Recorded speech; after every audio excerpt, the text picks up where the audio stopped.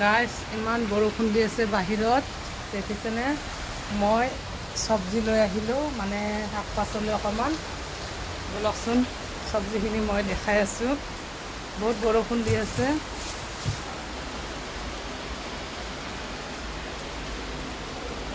এয়া মই এইবিলাক কিনি আনিলোঁ। কোনে কোনে শাক ভাল পায়, মই হ'লে বহুত শাক ভাল পাওঁ। সেইটো কাৰণে বৰষুণ দি আছে। বেপাৰীটো চাগে গ'ল আছে। এইয়া বেপাৰীজনে ধুনীয়া ধুনীয়া শাক আনিছে।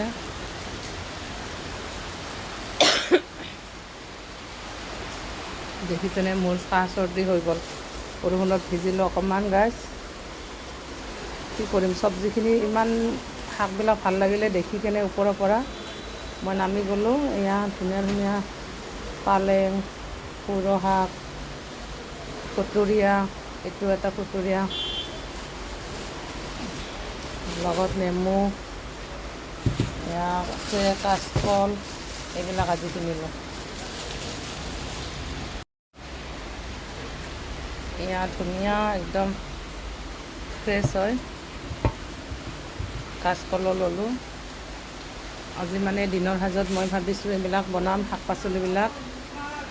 ইপিনে মাছালাই চিঞৰি আছে, মাছালাই আহিছে তলত।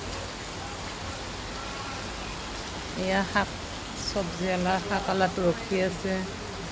ধুনীয়া ধুনীয়া শাক পাচলি আনিছে, দেখিছেনে গাইছ। মই জুম কৰি দেখাইছোঁ। বাহিৰত পূৰা বৰষুণ।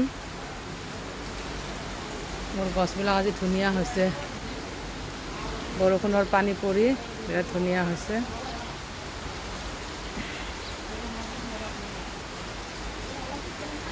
এয়া এইজনী বুঢ়ী মাইকী মানুহ দোকান দি আছে।